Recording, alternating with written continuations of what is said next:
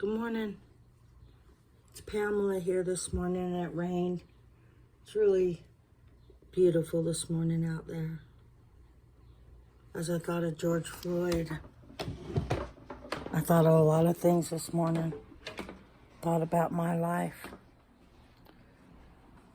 I thought about his life. It's a beautiful morning. It's peaceful. It rained.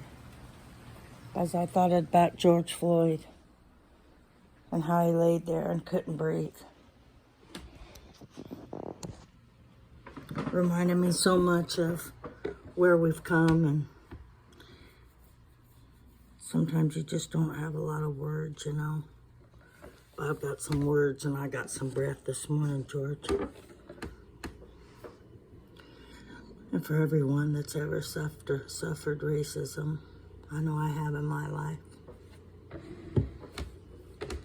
I like it that people are opening up and are able to talk about their lives and their story, about different colors, how you've been treated, whether it's you have more money, you're not my kind, I'm not Mexican, I'm Spanish. You know, I'm not all black, I got a white mother. And if I do have a white mother, I don't want to talk about it, but I do. It's too much. People don't want to talk about that uncomfortable conversation, you know? People just don't want to. But I do. I don't want to have shame. I don't want to feel funny about who I am. I want to be able to search my heart and find out why I feel the way I feel, or why I've experienced the things I have. But I know growing up what happened to me in the 60s. I can see why Black America's angry. I can see why they're mad. All we can do is understand each other. I know one thing, justice will be served. And I think that people need to hear people's stories. Instead of calling somebody a racist right away, just look at their hearts, what they've been through. You know, as a child, my Jewish grandmother, I remember we were going out to Cantor's, and I think it was Hollywood, California, and we were called kikes. My grandmother was called a kike. All of us were in line. We didn't have a lot of family moments, but there was a spirit there that walked past and said, "Hey, kike." That's another name for, you know, a dirty Jew. I've had experiences in my life where I've, as a young 12-year-old, 13, ran as fast as I could from 2, 3 black girls in a neighborhood in this little school I never even wanted to attend. It was on their side of town. When you say their side of town, because there was a side of town, and they haven't been treated right, and they have lashed out. And if you've been in their way and you haven't done anything to deserve it, one day you can sit down and say, wow, you know, this is where we've come. I'll never forget that day. You know, these black girls at my school, they ran so fast. I took my shoes off. I couldn't even run.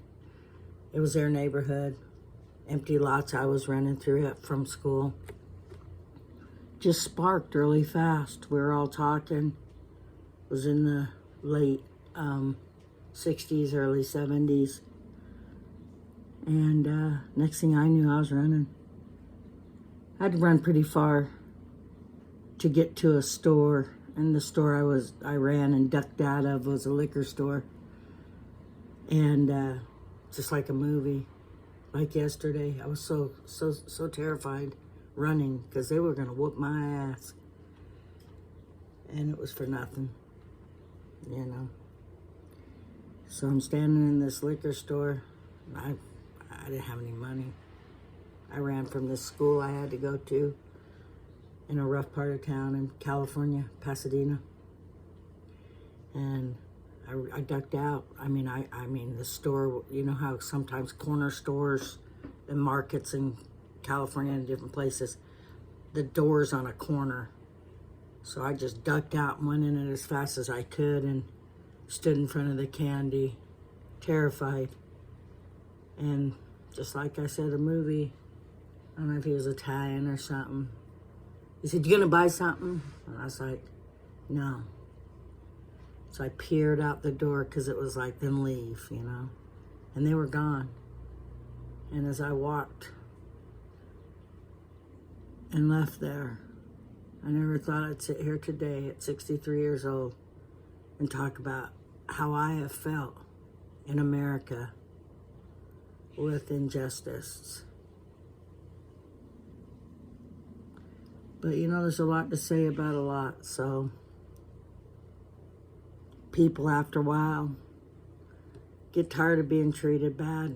They get tired of being treated horrible for their skin color, mental illness, if you have more money, who your parents are. Do you have parents? Would they have taught you that? Hearing about George Floyd and all this and seeing that video, just horrifying. I want justice for George Floyd.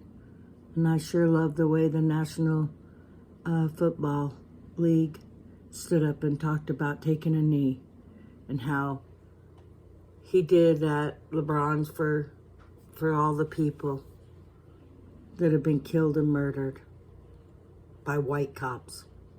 Of course, there's been plenty of black people that have killed white people, but you don't want to do that. You don't want to talk about that. You want to talk about what's going on with black men and black America and females, black females. It's gone on too long. There's no excuse. That's murder. A modern day lynching. We have to understand each other and listen and hear each other. So, it's Miss Cool. I've had different issues with different people. Natives, blacks. Just, we have to educate ourselves. I had a dentist one day and I says, "I've never had an Oriental dentist." And he goes, "I'm Asian." He goes, "I'm not a rug. I'm Asian." And I go, "I stand corrected." It was my attitude back. Sometimes we say and act and do things that we don't even are aware of. It's not to be mean, you know. But then, you know, if you're called names, I've been called plenty of names. I've been called a nigger lover. I've been called a honky. I've been called a lot of names, especially in the South, because I came from California down there. I'll never forget being called that. It was horrible. But you know what? There's nothing better than gospel music. There's nothing better than the Spirit of the Lord. He'll convict you if you know Him. He'll straighten things out. He'll teach you about life and love. This is remarkable what's happened in the world with color. This Miss Cool, and I'll get back with you. Didn't mean to say the N-word, but I was called. I was called that. You don't want to say the N-word, but if you've been called it and you're white, it's very hurtful. I miss my friends I couldn't have in the South. I couldn't go to their house. My father wouldn't let me. He's a racist. All my life it's gone on. Please help each other to understand how each other feel. Thanks again, it's Miss Cool. And one time my sister said, "Who are you talking to on those videos?" I'm talking to myself. I'm talking to people that love me. to hear about my life and to overcome. We shall overcome someday. Someday's here. God bless.